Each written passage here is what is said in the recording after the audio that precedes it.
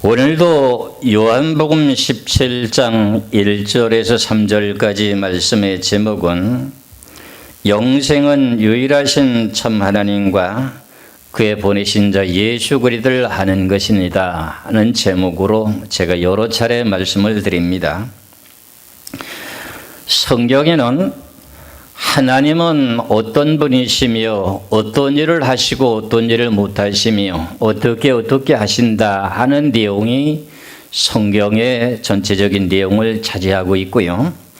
그 가운데 그가 보내신 자 예수 그리스도가 하나님의 아들이면서 육체를 입고 오신 하나님이라고 하는 것을 알아야 영생을 얻을 수 있다 하는 내용과 성경의 신구에게 모든 내용의 말씀 가운데 처음에 하나님께서 창조하셨던 생명의 영의 사람이 선악과를 따먹고 범죄하게 됨으로 육체의 사람이 되고 난 후에 사람이라고 하는 내용의 자체가 영과 혼과 육체로 이렇게 되어 있습니다. 이 모든 내용의 구조를 알게 되게 될 때 영생을 얻을 수 있는 길이 열리게 되어 있습니다. 목사님 왜 그렇게 성경이 복잡하게 말합니까? 이렇게 말할 수도 있을 것입니다. 예수만 믿으면 구원받는데 뭐 그렇게 복잡합니까? 이렇게도 말할 수 있는데 오늘 본문인 요한복음 17장 3절에 영생을 얻으려면은 유일하신 참 하나님과 그의 보내신 자를 알아야 된다 하는 내용의 말씀입니다. 그럼 일반적인 하나님을 아는 사람이 있고 그 다음에 진리의 참 하나님을 알고 있는 사람이 있기 때문에 차이가 있다는 내용의 뜻입니다. 세상에서도 무슨 음식을 만드는 가운데 이런 말들 하죠. 너희들이 게맛을 아느냐 이런 말들의 농담도 있죠. 그렇죠. 그와 마찬가지로 여러분들이 참 하나님을 할 수 있느냐 하는 내용을 제가 여러분들에게 묻고 싶습니다. 이래서 우리는 하나님에게 하신 말씀을 따라서 지금까지 예수 그리스도를 믿는 믿음으로 죄인이 의인이 되고 난 후에 주님께서 참 하나님이다 하는 내용의 말씀 가운데 하나님은 어떤 영의 존재이며 어떤 내용의 역할하는가 하는 내용을 쭉 성경에 기록해 놨습니다. 하나님은 6일 동안 천지 만물을 창조하신 하나님은 무슨 영이십니까? 창조의 영이시지요. 없는 것을 있게 만들어 주셨다 그런 말의 뜻입니다. 하나님의 영은 창조의 영입니다. 그 창조의 영이시기 때문에 우리가 예수 믿고 죽게 되게 되면 죽은 자도 다시금 뭘 시킵니까? 부활시키는 부활의 영이다 그런 말입니다. 이런 내용의 뜻을 여러분들이 알아야만이 여러분들이 구원을 받을 수 있다, 영생을 얻을 수 있다 그런 말의 뜻입니다. 그래서 하나님의 영은 진리 영이다. 진리 영이라고 하는 말이 무슨 뜻입니까? 하나님의 말씀은 진리인데 그 진리는 거짓이 없다. 그래서 아브라함이라고 하는 사람이 하나님을 믿음에 하나님께서 100세나 되는데 하나님께 약속하신 내용의 뜻을 따라 외아들인 이삭을 낳게 만들죠. 그런데 그것을 사라나 아브라함도 바랄 수 없는 중에 바라고 믿었죠. 뭘 믿었어요? 하나님의 언약하신 약속을 믿었다 그런 말의 뜻입니다. 그러니까 하나님의 말씀은 진리라는 겁니다. 그렇죠? 거짓이 없다는 겁니다. 근데 인간의 방법으로는 도저히 그게 이해가 안 가는데 하나님 그렇게 약속하셨거든요. 근데 100세나 된 외아들을 낳게 만들었던 이삭을 갖다가 이제 한 14, 15 이쯤 되는 그 내용 무렵에 철이 막 드는 그 무렵에 그를 갖다가 모리아 산에 갖다 번제로 바치라 하니까 아브라함은 어떻게 해요? 주저없이 외아들을 갖다 바칩니다. 그렇죠? 그런데 하나님께서는 그 외아들을 통해 가지고 하늘의 별수처럼 많게 하겠다 하는 내용의 약속이 뭡니까? 진리입니까? 거짓입니까? 진리지요. 아브라함이 그 진리를 믿고 결국은 이삭을 갖다 바쳐서 죽여도 살려낼 줄을 믿고 죽인다는 겁니다. 그랬을 때 하나님께서 말씀하시길 네가 나를 이제서 경외한 줄을 알겠노라 하는 내용이 하나님은 진리 영이다 하는 내용 가운데 그 내용이 포함됐다 그런 말의 뜻입니다. 여러분들이 신앙생활 잘하다가 세상에 적그리스도가 나타났을 때 예수 그리스도를 너희들이 세상에서 부인하면 예수님께서 말씀하시기를 내가 하나님 앞에서 너희들도 나도 부인할 것이다. 근데 너희들이 목숨을 걸고 네 목을 뱀을 당할지언정 예수 그리스도를 믿는 믿음을 지키면은 너는 구원받을 것이다. 이게 진리입니까? 진리가 아닙니까? 진리죠. 그렇죠? 그런데 그것을 참되게 알고 믿는 믿음이 진리 하나님이다 하는 내용 속에서 영생은 유일하신 참 하나님을 아는 자가 영생이라 이렇게 말합니다. 그런데 오늘은 그 가운데 제가 무엇을 말씀드리려고 하느냐 할 것 같으면 하나님의 영은 지난주에는 무슨 영이라고 그랬어요? 지난주에 제목이 뭐예요? 하나님은 질투의 하나님이라고 했죠. 하나님보다 더 다른 신을 사랑하고 다른 신에게 경배하면 하나님은 뭐 하신다? 질투하신다는 내용의 뜻이었습니다. 그런데 오늘은 제가 무슨 내용으로 말씀을 드리냐 할 것 같으면 하나님의 영은 선결한 영이다 하는 내용으로 말씀을 드립니다. 선결이라고 하는 말의 뜻은 뭡니까? 거룩할 성자, 맑을 결자. 하나님의 귀하신 영은 깨끗하다 그런 말의 뜻입니다. 이 내용의 말씀을 아는 자가 영생을 얻을 수가 있다 그런 말의 뜻입니다. 예수를 다 믿으면서도 하나님의 참된 뜻을 바르게 아는 자가 영생을 얻을 수 있다 그런 말의 뜻입니다.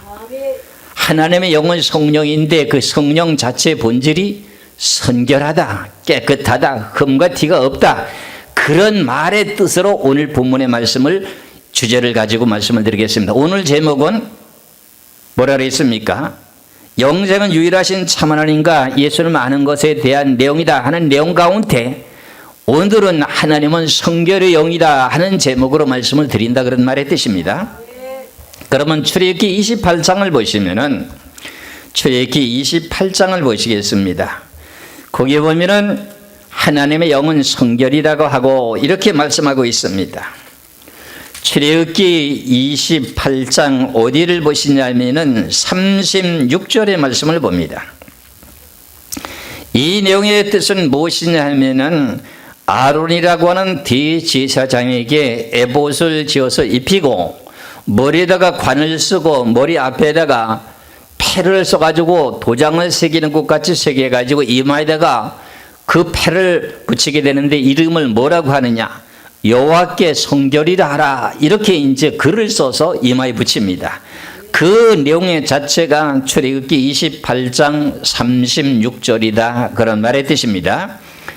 너희는 또 순금으로 패를 만들어 도장을 새기는 법으로 그 이외에 새기되 여호와께 성결이라 하고 그랬어요. 여호와는 무슨 영이라는 거지요? 선결의 영이라는 거예요. 그러면 여기에서 하나님의 영이 선결이니까는 죄인이 하나님과 함께 할 수 있을까요? 없을까요? 없다는 겁니다. 그러니까 오늘 제가 말씀드리는 내용이 오늘 본문에 요한복음 17장 3절에 영생은 유일하신 참 하나님과 그 보내신 자 예수 그리스도를 아는 것이라고 하는 내용이 우리가 신앙생활하는데 이것이 제목입니다. 이걸 잘 분별할 줄 알아야 돼요. 이것을 분별치 못하면 영생을 얻을 수 없다 하는 말의 뜻이 되는 거예요. 그래서 이스라엘 백성들에게 권면하신 내용에 레위기 11장에 보면은 하나님은 깨끗한 성결한 영이기 때문에 너희들이 흠과 티가 없어야 된다고 하는 내용을 너희들도 거룩하게 하라 이렇게 말합니다. 거룩하다고 하는 내용의 뜻이 선결입니다. 그런 그 내용의 말씀이 어디에 기록되어 있냐면은 여러 군데 있습니다만은 레위기 11장 44절의 말씀을 봅니다. 레위기 11장 44절의 말씀을 보시면은 나는 여호와 너희 하나님이다. 내가 거룩하니 너희도 몸을 구별하여 거룩하게 하고 땅에 기는 길짐승으로 말미암아 스스로 더럽히지 말라. 그럼 하나님이 거룩하고 깨끗하니까는 성결의 영이니까 너희들도 더럽히지 말라. 그럼 이 내용 가운데 무슨 뜻이 담겨 있냐면은 우리가 예수 그리스도를 믿게 됨으로 우리가 구원을 받았습니다.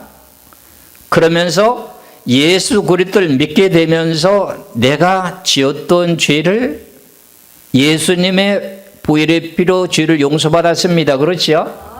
그러면 내 마음속에 무슨 영이 들어오십니까? 성결의 영이라고 하는 성령이 임하시죠. 그러니까 죄를 용서받으면 무슨 영이 임하시고 성령이 임하시고 죄를 범하면 사단 마귀가 들어오고 이거 너무너무 쉬운 말씀인데 그렇지요.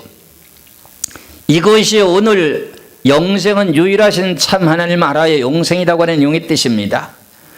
그러면 선결의 영이다. 여호와는 선결의 영이라고 하는데 그 선결의 영을 다른 말로 말하면 나는 거룩하다 하는 영의 말의 뜻입니다. 하나님은 거룩하다 그런 말의 뜻이에요.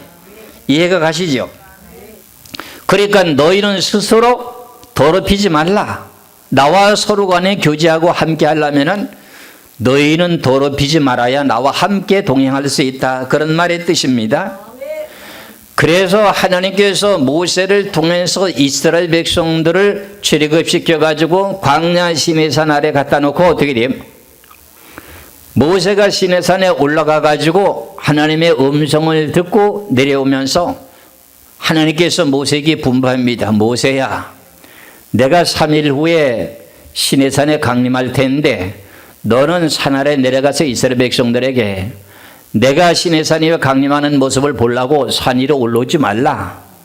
그리고 너희들은 정결하게 하고 옷을 깨끗하게 빨아입고 남자와 여자 서로 간에 동침하지 말고 기다렸다가 어느 한계까지만 오고 그 이상 침범하면 넌 죽어.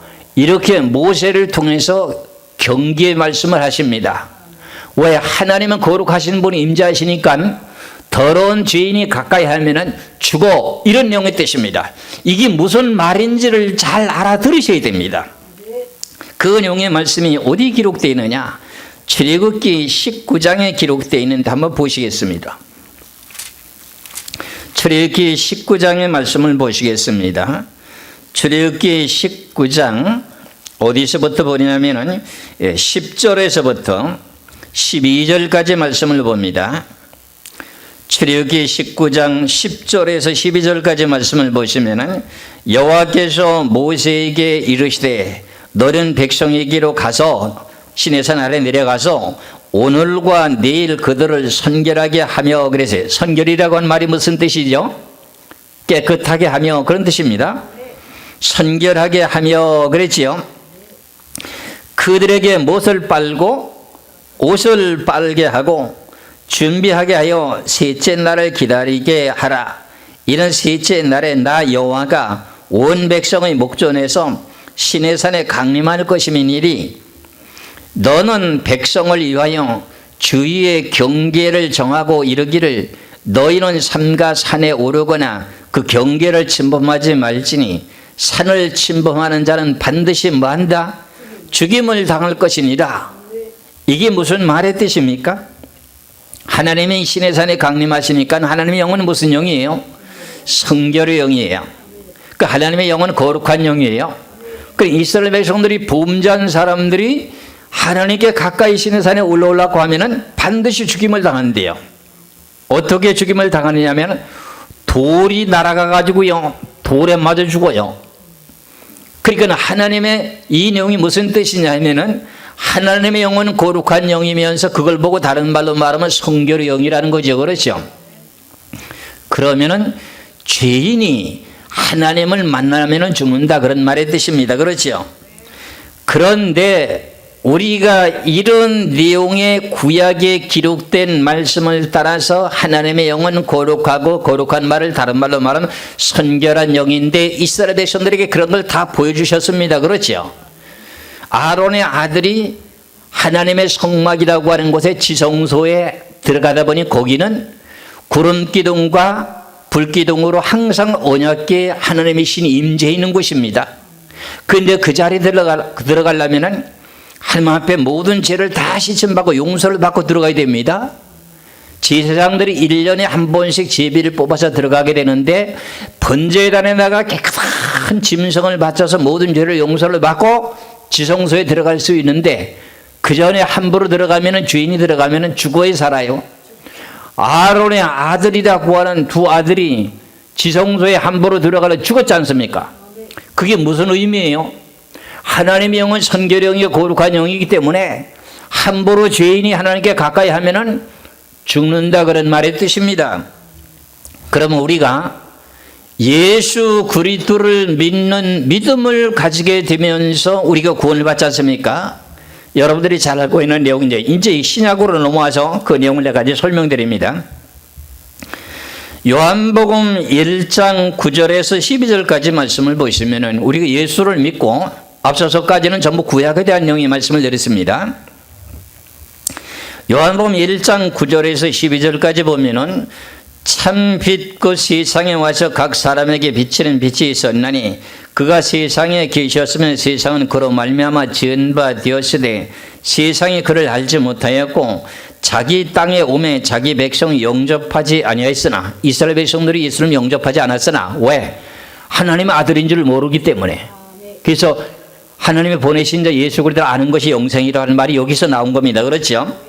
그 다음에 11절에 자기 땅에 오매 자기 백성 영접지 아니하였으나 영접하는 자, 그럼 예수님을 영접하는 자, 그 이름을 믿는 자에게는 하나님의 자녀가 되는 권세를 주셨음이로다 그랬어요.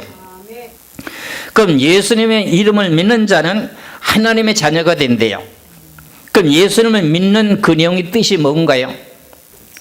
예수님을 믿는 뜻이 있을 거 아닙니까? 그렇지요. 여러분들 마태복음 1장에 보면은 예수님의 이름에 대한 뜻을 해석해 놨지요. 마태복음 1장 21절에 보세요. 예수님이 이제 마리아 몸에서 세상에 태어나게 됩니다. 그분이 하나님의 아들인데 왜 예수라고 하는 이름을 가지고 태어나느냐 하는 그 내용의 원인이 마태복음 1장 21절에 기록되어 있어요. 마태복음 1장 21절에 아들을 낳으리니 이름을 예수라 하라. 이는 그가 자기 백성을 그들의 죄에서 구원할 자이심이라 하니라. 그럼 예수라고 하는 이름 자체는 뭐라는 거지요? 죄인들을 구원하게 되고 죄를 용서해 주는 이름이라는 거지요. 왜 그러냐 하면은 예수님이 십자가에서 죽으시면서 제물이 되지 않습니까? 제물이 되니까는 결국은 예수를 믿게 되면은 믿는 사람 속에 죄가 다 용서를 받으니까 무슨 영이 임해요? 성결의 영이라고 하는 거룩한 영이 성령이 임하는 거예요. 그러니까 하나님의 자녀가 되는 거죠. 그렇죠? 그러니까 이런 용의 원리를 따라서 우리가 예수를 마음으로 진실하게 믿는 믿음을 갖게 됨으로 말미암아서 나의 모든 허물과 죄가 다 용서받게 됨으로 말미암아서 죄가 용서받게 됨으로 말미암아서 하나님의 성결의 영이라고 하는 성령이 마음속에 임하는 거예요. 그렇죠? 그러고 난 후에는 그 다음에 너는 세상의 마귀의 자녀가 아니라 하나님의 자녀가 되는 권세를 주셨다. 요한복음 1장 12절에 그렇게 말씀하시는 겁니다. 그렇죠? 그럼 우리가 죄를 다 용서를 받고 신앙생활을 열심히 합니다. 오늘도 주님 전에 올라와서 주님을 경배하며 찬양하며 여러분들이 열심히 신앙생활하고 있습니다. 그럼 여러분들이 일상생활에 살아가는 모든 삶 속에 죄를 집니까? 안 집니까? 죄를 지죠. 그러면 그 죄를 가지고 하나님이 계시는 성결의 영이신 거룩하신 영 앞에 갈 수 있어요? 없어요? 하나님 앞에 갈 수가 없어요. 그러면 그 죄를 다 용서받지 못하고는 하나님의 나라에 갈 수 있다? 없다? 없다.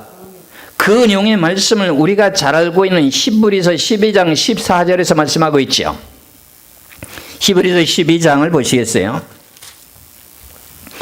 히브리서 12장 14절의 말씀을 보시면은 예수만 믿기만 하면 천국 간다고 하는 것은 그 양반들은 아직도 내가 함부로 이렇게 말하는 것 같지만은 참된 말을 하는 거예요. 영생은 유일하신 참 하나님을 모르는 거예요. 그분들은. 제가 그것을 여러분들에게 알려주기 위해서 매주간 지금 계속 몇 차례를 지금 말씀합니까? 하나님의 영은 성결의 영이고 하나님의 영은 거룩한 영이잖아요. 깨끗한 영이잖아요. 그럼 그분을 함께 만나서 함께 살려면 죄를 다 용서를 받아야 돼요, 안 받아야 돼요? 예수를 믿고 구원을 받아 하나님의 백성이 되었다 할지라도 먹고 마시고 살아가는 동안에 죄를 졌어요, 안 졌어요? 졌지요. 그럼 그 죄를 용서를 받아야 되지요. 그래서 예수님 거기 히브리서의 12장 14절에 히브리서 12장 14절에 모든 사람과 더불어 화평함과 거룩함을 따르라. 그 거룩함을 따르라. 이것이 없이는, 이 거룩함이 없이는 아무도 주를 보지 못하리라. 그럼 거룩함을 따르라. 이것이 없으면, 거룩함이 없으면 하나님을 보지 못한다, 주를 보지 못한다 하는 내용이 뭐예요? 주님은 무슨 영이에요? 거룩한 영이요, 성결의 영입니다. 하나님은 성결의 영이기 때문에 너희들은 예수님의 보혈의 피로 죄를 용서받고 구원을 받아 하나님 자녀가 됐지만서도 신앙생활 하는 가운데 죄를 진 것에 대한 내용을 용서를 받지 못하면은 나를 볼 수가 없어, 그 말입니다. 그런데 예수를 믿으면 천국 간다고 다 외치고 있으면서 신앙생활 하는 게 뭐 하는 거예요? 세상 사람들과 다를 바 없는 삶의 생활을 살아가는 거예요. 그러면서도 죄를 용서해요, 안 해요? 회개해요, 안 해요? 회개 안 하잖아요. 그리고 천국 갈 수 있어요, 없어요? 못 간다는 거예요. 그러니까 오늘 제목이 뭐예요? 영생은 유일하신 참 하나님과 그의 보내신 예수 그를 알아야 영생이라 그런 말의 뜻입니다. 그러니까 하나님을 아는 내용이 뭐냐면은 하나님의 영은 성결의 영이요 거룩한 영이기 때문에 그분과 하늘나라에 가서 영원토록 살려면은 내가 이 땅에서 신앙생활 하는 가운데 지었던 모든 죄를 다 용서를 받아야 갈 수가 있어. 그 내용이 성경에 히브리서 12장 14절에 있잖아요. 이거 말고도 많이 기록되어 있어요. 예수님께서 제자들에게 마지막에 분부한 명령의 말씀이 뭡니까? 하늘나라 성천하시기 바로 직전에 제자들 보고 말씀하시기를, 야 제자들아, 너희는 모든 족속을 제자로 삼아서 아버지와 아들과 성령의 이름으로 세례를 베풀고 내가 너희에게 분부한 모든 것을 가르쳐 뭐하게 하라? 지키게 하라. 그럼 예수님도 제자들에게 너희들이 나를 믿고 구원을 받았다 할지라도 한나라에 가려면은 죄가 하나도 없어야 하늘나라 갈 수 있다 하는 내용의 말씀을 사복음서에 말씀한 내용이 있을까요, 없을까요? 사복음서에도 다 있어요. 그런데 그게 무슨 말인지를 몰랐어요. 예수님이 다 가르쳐 주셨어요. 그런데도 우리 신앙인들이 왜 이렇게 예수 그리스도를 믿기만 하면 천국 간다고 하는 무자비한 내용으로 말을 하느냐, 그런 말이에요. 그래갖고 천국 갈 수 있어요. 여러분들에게 나는 은혜로운 설교를 못한다고 했어요. 왜? 옳고 그름을 바르게 말을 하면 은혜로운 설교 못해요. 여러분들의 마음을, 기분을 좋게 만들어줄 수 있는 기분 전환시키는 그런 설교를 못해요. 저는 여러분이나 분명 그 예수님도 가르쳐 주셨어요. 근데 그 내용을 알아듣지를 못했어요. 마태복음 18장을 한번 보시겠습니다. 마태복음 18장을 보시면은 무슨 내용이 나오느냐 하면은 21절에서부터 35절까지 보면은 천국에 들어가기 위해서는 너희들은 죄를 짓 때 몇 번이나 죄를 용서해 주리까 하는 내용으로부터 시작해가지고 여기에서 말씀하신 내용의 비유가 모든 죄를 용서받지 못하고서는 결국은 천국에 오지 못한다 하는 내용을 설명하고 있어요. 이걸 비유로. 근데 이게 무슨 말인지 무슨 뜻인지 몰랐던 것 같아. 그러니까 믿기만 하면 천국 간다고 하고 우리는 구원, 한 번 구원 받았으면 영원한 구원이라고? 이게 무슨 말이에요? 그럼 마태복음 18장 21절에서 35절까지 말씀이 내용이 깁니다만 좀 보겠습니다. 마태복음 18장 21절부터입니다. 그때 베드로가 나와 이르되 주여, 형제가 내게 죄를 범하면 몇 번이나 용서하여 주리까? 7번까지 하오리까? 예수께서 이르시되 네게 이르노니 7번뿐 아니라 7번 70번까지라도 할지니라. 죄를 용서받는 걸 말하는 겁니다. 그렇죠? 그러면서 비유로 말합니다. 그러므로 천국은 그 종들과 결산하려 하던 어떤 임금과 같으니 결산할 때 10,000달란트 빚진 자 하나를 데려오매 갚을 것이 없는지라 주인이 명하여 그 몸과 아내와 자식들과 모든 소유를 다 팔아 갖게 하라 하니 그 종이 엎드려 절하며 이르되 내게 참으소서 다 갚으리이다 하거늘 그 종의 주인이 불쌍히 여겨 놓아 보내며 그 빚을 탕감하여 주었더니 그 종이 나가서 자기에게 100데나리온 빚진 동료 한 사람을 만나서 붙들어 목을 잡고 이르되 빚을 갚으라 하매 그 동료가 엎드려서 간구하여 이르되 나에게 참아주소서 갚으리이다 하되 허락하지 아니하고 이에 가서 그가 빚을 갚도록 오게 가두거늘 그 동료들이 그것을 보고 몹시 딱하게 여겨 주인에게 가서 그 일을 다 고하니 예수님에게 가서 다 알겠다는 겁니다. 이에 주인이 그를 불러다가 말하되 악한 종아 네가 빌기에 내가 네 빚을 전부 탕감하여 주었거늘 이게 비유죠. 그렇죠? 네가 빌기에 네 죄를 다 내가 탕감해줘서 없앴거늘 그런 말의 뜻입니다. 33절에 내가 너를 불쌍히 여김같이 너도 네 동료들을 불쌍히 여김이 마땅하지 아니하냐 하고 주인이 노하여 그 빚을 다 갚도록 그를 옥졸들에게 넘기니라. 너는 하나님 앞에 100단위론 그 빚진 것을 다 탕감받았으면 너에게도 빚을 낸 사람이 있는데 채주가 있는데 그 사람이 결과적으로 잘못했다고 용서해 달라고 하면 너도 그걸 용서해 줘야 되지 않겠느냐. 근데 왜 너는 용서 안 해주느냐. 그럼 너도 그러면 나한테 빚 간 거 다 갚아야 된다. 서로 간에 사람과 사람끼리 묶인 문제에 대한 내용을 논하는 거 아닙니까? 그래 너도 너에게 범죄한 사람을 7번 70번이라도 용서를 해주면 빌면 용서해 줘야 된다.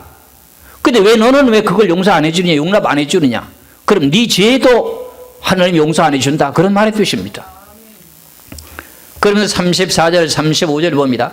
주인 우하여 그 빚을 다 갚도록 주를 옥졸들에게 넘기니라. 너희가 각각 마음으로부터 형제를 용서하지 아니하면 나의 하늘 아버지께서도 너에게 이와 같이 용서하지 아니하시리라.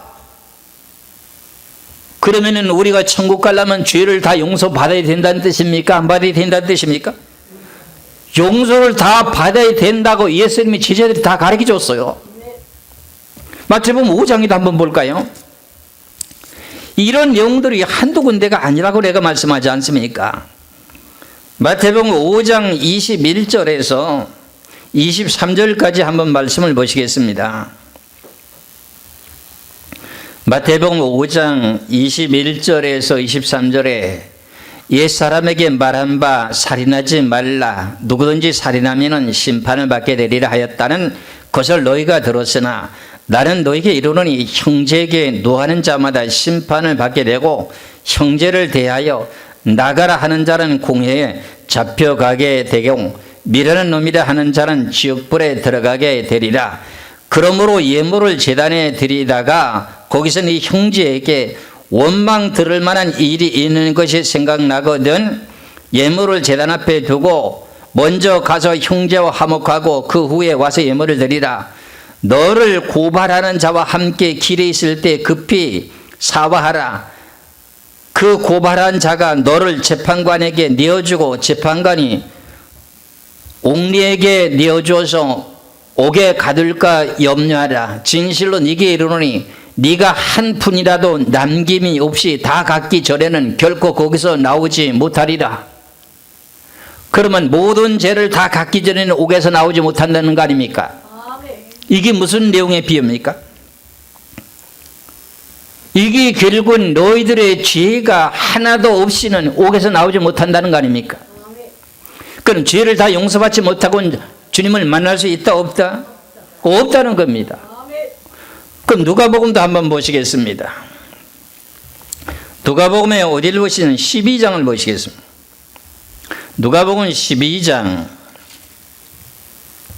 58절 59절 두 절의 말씀을 봅니다.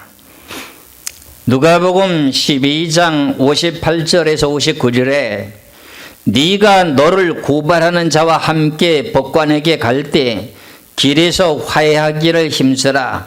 그가 너를 재판장에게 끌어가고 재판장이 너를 옥졸에게서 넘겨줘 옥졸이 옥에 가둘까 염려하라.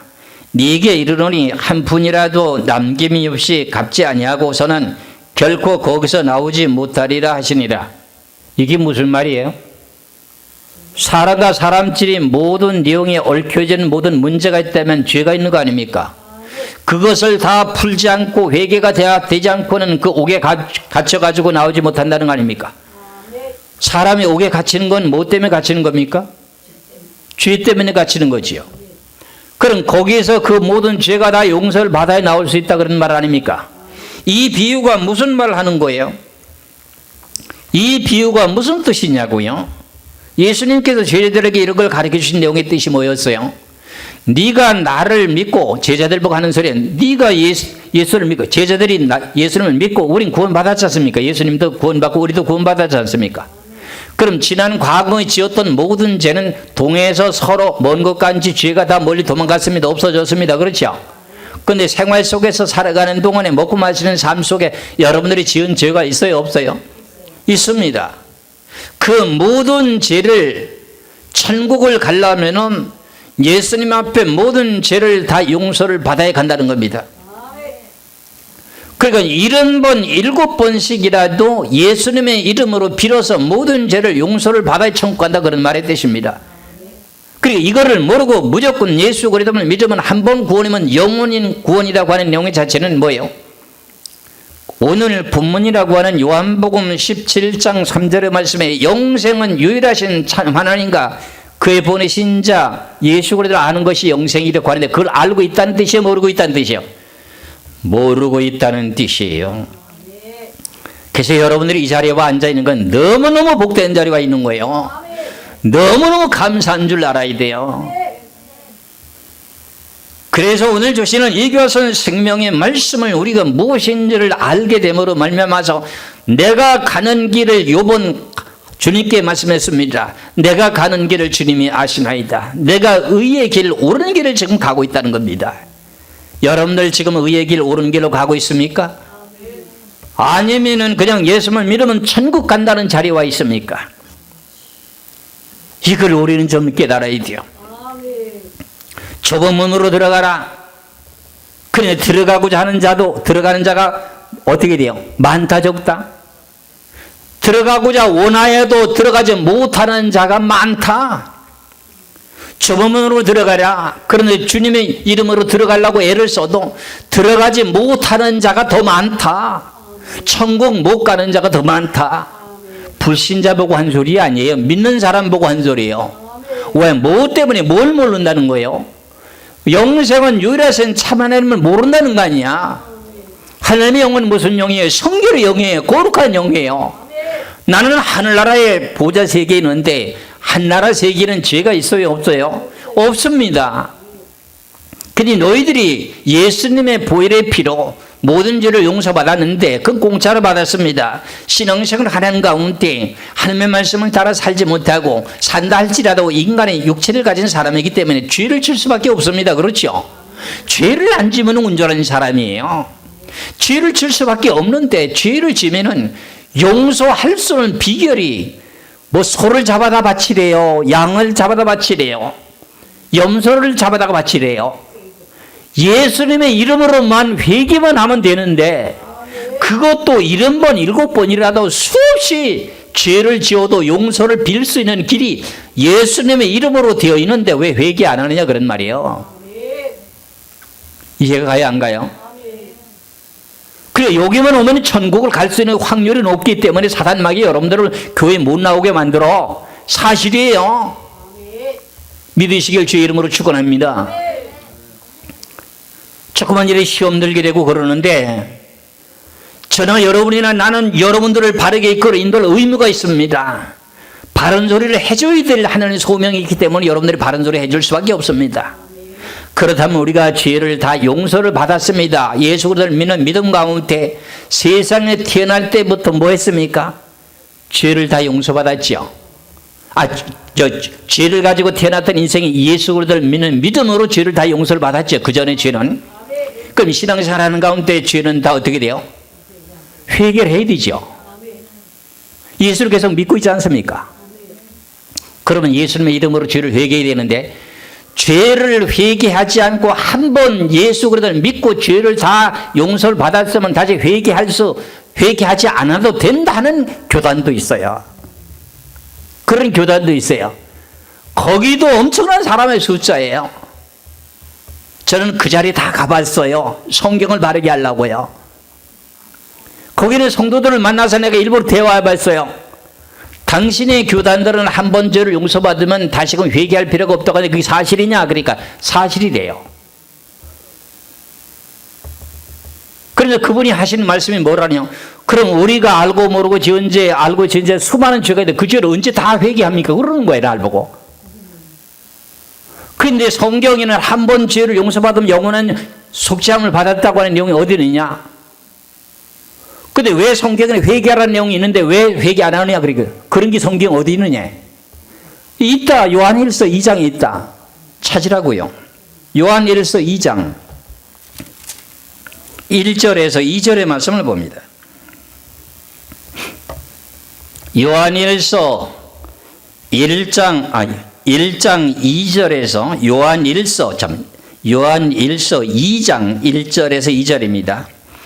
나의 자녀들아, 내가 이것을 너희에게 쓰면 너희로 죄를 범하지 않게 하려 함이라.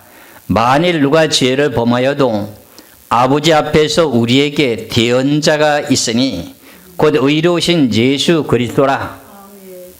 그는 우리 죄를 위하여 화목 제물이니 우리만 위할 뿐 아니요 온 세상의 죄를 위하십니다. 그럼 우리가 죄를 지면은 누구의 이름으로 죄를 용서받을 수 있다는 거지요? 예수님이 우리들의 죄를 위해서 화목제물로 돌아가신 예수님의 이름으로 기도하면 된다는 겁니다. 그러면 예수님은 대신 우리들의 죄를 하나님 앞에, 하나님 아버지 앞에 그런다는 겁니다. 아버지 앞에서 우리에게 대언자가 대신 우리 죄를 용서해 주시는 분을 대신 기도해 주는 분이 있다는 거예요. 그러면 우리가 예수님의 이름으로 기도를 올리면 그 기도가 어디에 올라가요? 하나님 아버지 앞에 바로 올라갑니까? 예수님께 올라갑니까? 예수님 앞으로 갑니다. 예수님 이름으로 기도했으니까요. 그러니까 예수님의 이름으로 기도해 예수님 앞으로 가면은 예수님이 그걸 붙들고 누구에게 기도해요? 하나님 아버지요, 내가 저들의 죄 때문에 십자가에 피 흘려 죽으셨으니 저 아무의 집사 아무의 권사 장로 이 모든 성도들의 죄를 용서해 주시옵소서 하고 대언자가 있대요. 그러면 하나님이 꼼짝 못하고 죄를 용서해 주신다는 거예요. 근데 죄를 용서를 했어요, 안 했어요? 용서를 안 하고 믿기만 하면 천국을 간다고 하니까 죄를 회개할 필요가 없잖아요.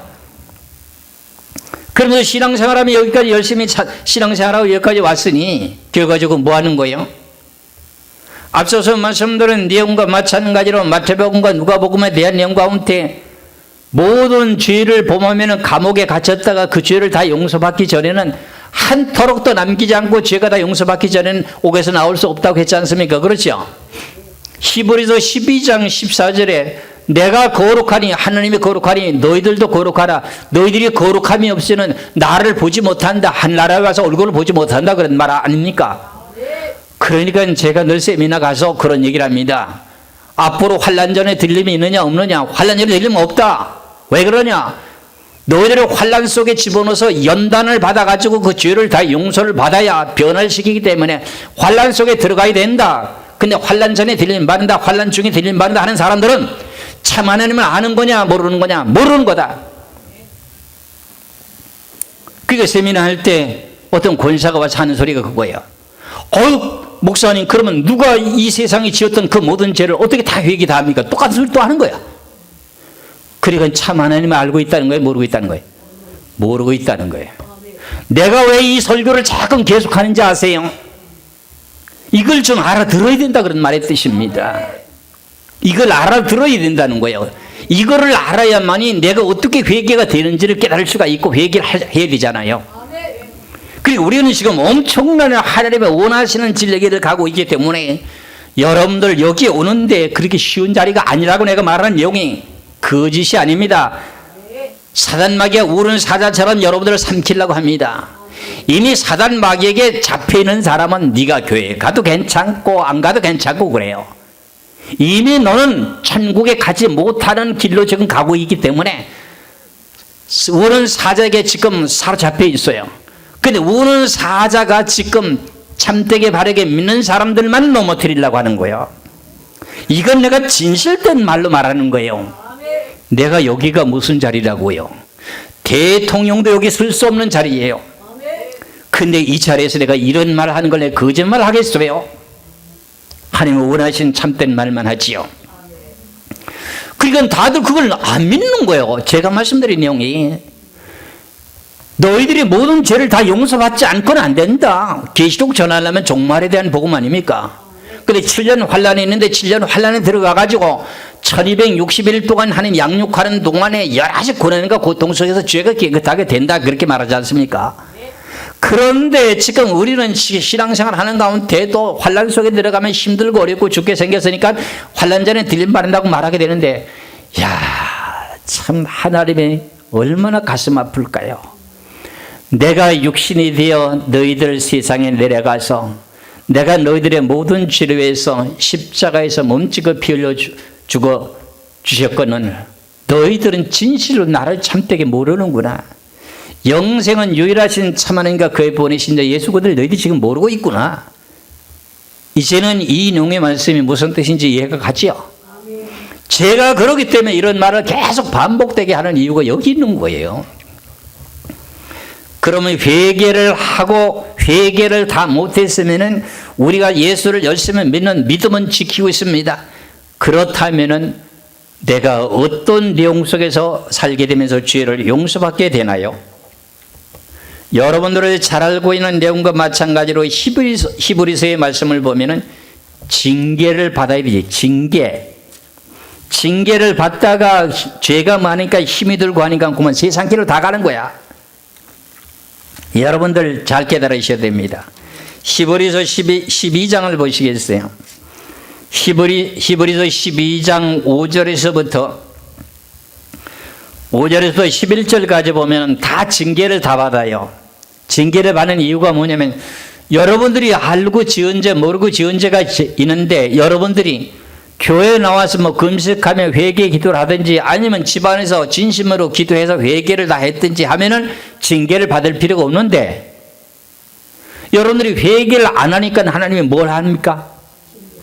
매를 내고 때리는 거예요. 그러니까 그것을 회개하도록 하기 위해서 징계를 하는 거예요. 여러분들이 몸을 아프게 한다든지 무슨 사업에 실패하게 해가지고 힘들게 만들다든지 집안에 여러 가지 어려움을 줘가지고 그 어려움 속에서 고난을 받게 하든지 그래도 예수를 믿는 믿음을 갖고 계속 달려나오면 그 고난과 고통의 모든 징계를 통해서 죄를 용서받는데 그러다가 그만 시험 들어서 그만 교회 안 나오는 성도가 엄청납니다. 지금 신앙생활의 과정을 잘 몰라가지고 보시기 바랍니다. 히브리서 12장 5절에서 11절까지입니다. 또 아들들에게 권하는 것 같이 너희에게 권면하신 말씀도 잊었도다 이르시되 내 아들아 주의 징계하심을 경히 여기지 말며 그에게 꾸지람을 받을 때 낙심하지 말라. 주께서 그 사랑하시는 자를 징계하시고 그가 받아들이시는 아들마다 채찍질하심이니라. 누구나 다 징계한답니까? 안 합니까? 한답니다. 그럼 7절에 너희가 참으면 징계를 받기 위함이라. 징계가 무슨 뜻이에요? 하나님 앞에 벌 받는 거예요. 어린아이가 잘못하면 뭐예요? 두 손 들고 벌써 그리고 난 후에 100번 쉬어 100번 쉬고 나면 손 내려 용서해 줬어요. 그거와 같이 우리들도 신앙생활하는 성인들도 역시 하나님의 뜻대로 살지 못하고 죄를 범했으면 뭐 해야 돼요? 징계를 받아요. 그거 벌 받는 거예요. 벌. 이스라엘 백성들이 범죄하니까 유다 백성들이 범죄하니까 바벨론의 포로로 붙잡혀가서 몇 년 동안 징계를 받았어요. 70년 동안 종살이 하면서 고난과 고통을 받으면서 죄가 용서받았잖아요. 그런 징계를 받는 걸 성경을 보고도 왜 지금 우린 예수 믿기만 하면 천국 가고 그 완성됐다고 하는 내용에 영원한 천국 간다고 이렇게 말합니까? 죄도 용서도 다 받지 못해 놓고도 신앙생활 하는 건 개차반으로 해놓고 이건 말이 안 되지 않습니까? 8절입니다. 징계는 다 받는 것이거늘 너에게 없으면 사생자요 친아들이 아니니라. 또 우리 육신의 아버지가 우리를 징계하여도 공경하였거든. 육신의 아버지가 자식이 뭔가 잘못하면 매를 칩니까 안 때립니까? 효출이 됩니까 안 됩니까? 그리고 난 후에 그 다음에 어떻게 해요? 용서해 주죠. 그러면 그 자식이 아버지라고 안 섬깁니까? 자기를 낳은 육신의 아버지도 벌을 받았어도 자식이 아버지를 공경하죠. 그렇죠? 우리 육신의 아버지가 우리를 징계하여도 공경하였거든 하물며 모든 영의 아버지께 더욱 복종하여 살려 하지 않겠느냐. 하나님은 우리 모든 영의 아버지지요. 그렇죠? 그러면은 10절입니다. 그들은 잠시 자기의 뜻대로 우리를 징계하였거니와 육신의 아버지는 잠시 잠깐 아들을 잘 교육을 시켜서 훌륭한 사람을 만들면 아버지는 아들의 덕을 볼까요 안 볼까요? 보기 위해서 징계하였거늘 오직 하나님은 우리 유익을 위하여 그 거룩하심에 참여하게 하시느니라. 그 거룩하심에 참여하게 한다는 거예요. 그러면 징계를 통해서 죄를 다 용서받으니까 거룩한 자리에 들어간다는 말이죠. 그 징계 받는 게 유익이에요. 징계를 받지 않은 사람은 없어요. 목사도 징계 받아요. 저도 징계 받아요. 그래 여러분들도 징계 받을까요 안 받을까요? 받아요. 11절입니다. 무릇 징계가 당시에는 즐거워 보지 않고 슬퍼 보이나 후에는 그로 말미암아 연단 받는 자들을 의와 평강의 열매를 맺느니라. 그럼 천국에 간다 그런 말의 뜻입니다. 그러니까 우리는 어떻게 해야 돼요? 요한일서 2장 1절에서 2절의 말씀처럼 예수님의 이름으로 회개를 해서 죄를 용서를 다 받든지 아니면 예수 믿는 믿음 가운데 살아가는데 바쁘잖아요. 새벽에 직장 생활을 해야죠. 하루 종일 직장 생활에 시달렸다가 저녁에 들으면 녹초가 되죠. 또 잠자고 나면 또 직장 출근해야 되죠. 그 회개할 기간이 없잖아요. 그런 사람들은 평상시에 징계를 받죠. 그런데도 예수 그리스도를 포기하지 않고 믿는 믿음을 유지하고 계속 가는 거예요. 그러면 죄를 용서받는 것이 내가 선한 일을 하기 위해서 선교를 가게 되면서도 죄를 용서받고 주님의 선한 일을 위해서 충성하고 헌신하는 데서도 죄를 용서받고 그러니까 죄를 용서받는 일이 많아요. 대부분이 징계가 뭐로 징계를 받느냐면 질병으로 징계를 받아요. 질병으로. 질병이 왔다 할지라도 결과적으로 어떻게 해야 되느냐. 제가 아는 장로님이 한 분 계시는데 그분은 무슨 병이 걸려있냐면은 참 진실한 분인데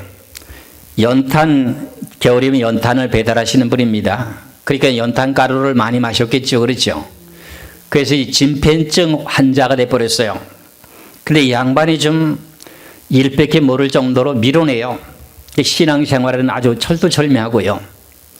그런데 몸이 아파가지고 병원에 가서 진찰을 했어요. 진찰을 했는데 이제는 도저히 얼마 살 수 없다고 할 정도, 그 손을 못 댈 정도에 대한 근육이 진폐증 그 환자 폐가 이제 망가져서 도저히 소생할 수 없는 그런 내용이 위치에 이르렀어요.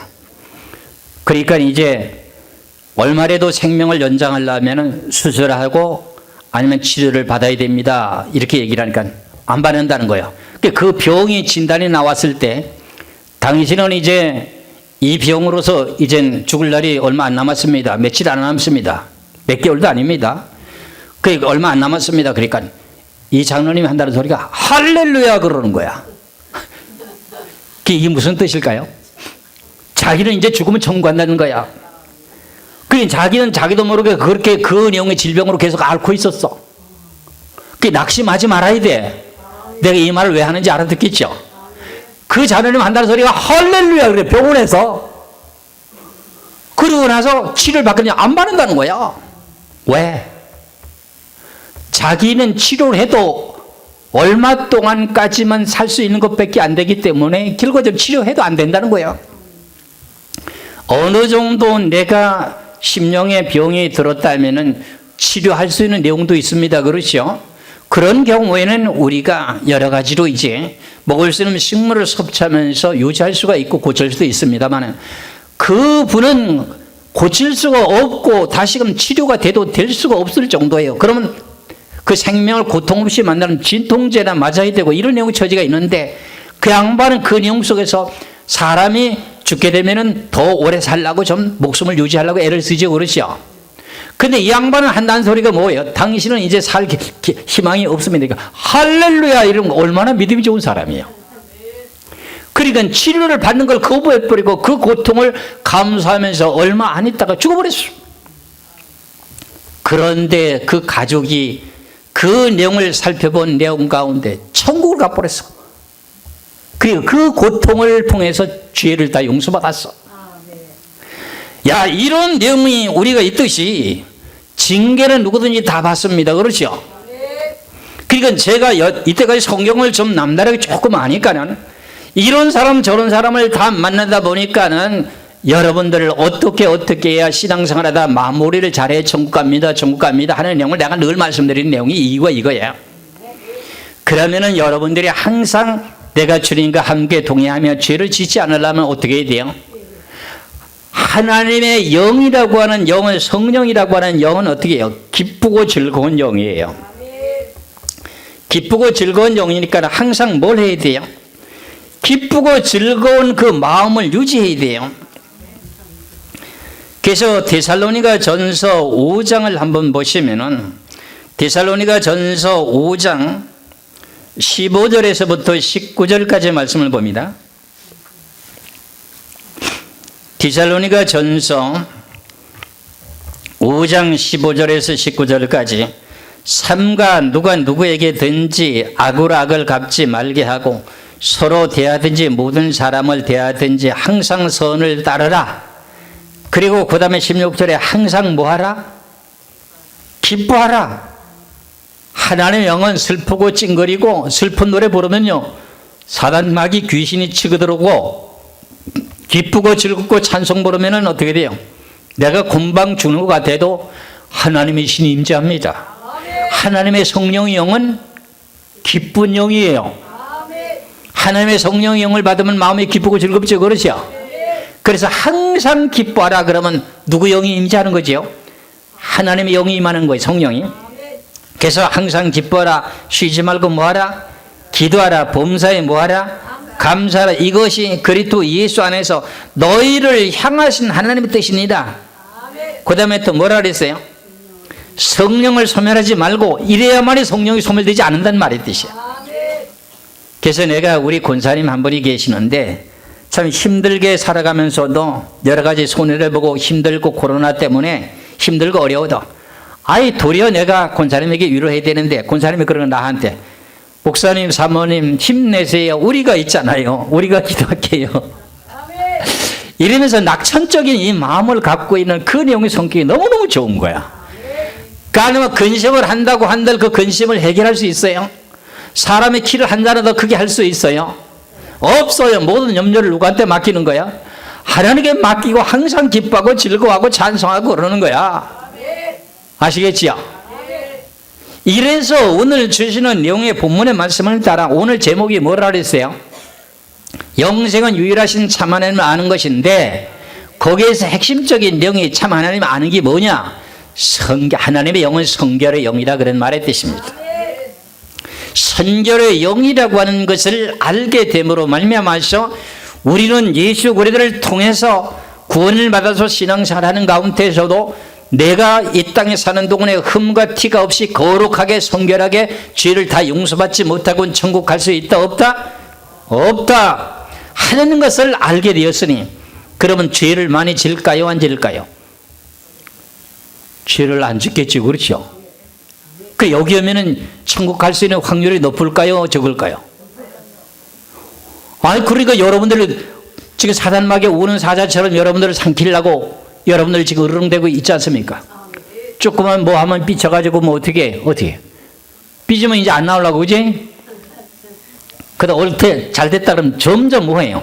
생각으로 나쁜 생각만 계속 집어넣어주는 거예요, 사단마귀가. 그래서 성경은 사람의 구조를 알게 되면 내가 천국 갈 수 있는 비결이 높아. 그래서 이제 내가 이제 요 내용을 하면서 사람에도 구조가 어떻다고 하는 걸 좀 설명 다 할 거야. 그러니까 우리 교회가 이렇게 아름답고 좋은 교회야. 그래서 이 시간에 지금 온라인으로 지금 예배를 드리는 모든 신명들에게도 그리스도의 은혜와 평강이 넘치고 천국 갈 수 있는 확률이 높아지는 거야. 예수 그리스도를 믿음으로 승리하시기를 주의 이름으로 축원합니다. 하나님의 뜻대로 바르게 살아가려고 하다 보면 사단이 가족 가운데서도요 시험을 만들어 버려요. 그래도 그 자기 믿음을 가지고 나오게 될 때 모든 문제를 해결할 수 있다고 하는 믿으시길 주의 이름으로 축원합니다. 기도하겠습니다.